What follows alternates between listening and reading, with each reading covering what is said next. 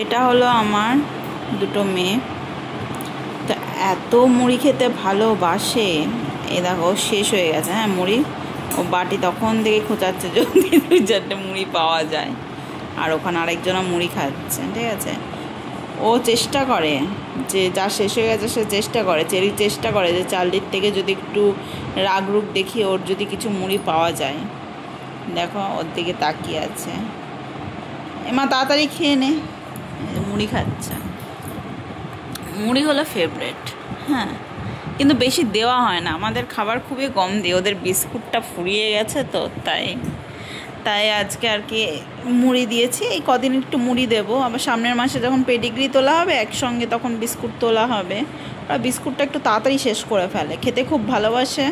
মাঝে মাঝেই প্রত্যেক দিনই তো দেওয়া হয়, তাছাড়াও সন্ধ্যাবেলা, তাছাড়াও মানে একটু দেওয়া হয় তখন এখন এরকম করে করে। দেখো এটা হলো মুড়ি খাওয়ার সিন চলছে, আরও চেষ্টা করছে তাড়াতাড়ি করে খাওয়ার, নালে এ খেয়ে নেবে, গিয়ে রাগ করবে, গিয়ে চেঁচাবে ওর ওপর। যেহেতু ওর এই যে বসে আছে তার জন্য আর ভয়ে সাহসে যেতে পারছে না। আমরা যদি না থাকতাম, আমি কেন, ওর পাপা না থাকলেও কখনো চলে যেত। এই যে চার্লি, কেমন লাগলো খেতে মা? ভালো খেতে মুড়ি? তুমি বলো মুড়ি খেতে কেমন? হ্যাঁ আমা, মুড়ি খেতে কেমন? ওর এখন নজর হয়েছে ওর মুড়ির দিকে, বলছে ওর মুড়ি খেলে ও বুঝতে পারবে।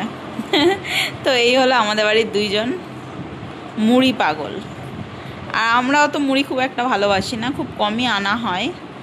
তো দোকান থেকে ভাজা মুড়ি নিয়ে এসেছিল, সেখান থেকে ওদের কাছকে দেওয়া হলো। মুড়িগুলো না একটু নরম হয়ে গেছে, কৌটোতে ঢালা হয়নি তো, এমনি ঠোঙায় করেই রাখা রয়েছে। আমার বড় কৌটো কিনতে হবে দুটো। বাটি শেষ হয়ে গেছে। এই পাপু শেষ হয়ে গেছে, বাটি দুটো নিয়ে নাও তো। যা চেরু, ও চেরু, ও চেরু, চেরু গো, চেরু। এ দেখো হাতে এইটা করে রেখেছে বলে, হ্যাঁ, ব্যথার চক্করে দুদিন ধরে খাট থেকে নামতে পারছে না। আজকে একটু একটু নেমেছে, কিন্তু খাতা থেকে নামতে পারছে না। এই জায়গাটা পায়ে প্রেশার দিতে পারছে না। দেখো কী করে রেখেছে, গিটের ওপর করেছে তো ওর জন্য ব্যথাটা বেশি। তো এই ছিল আজকে আমাদের মুড়ি ভ্লগ। চলো টাটা।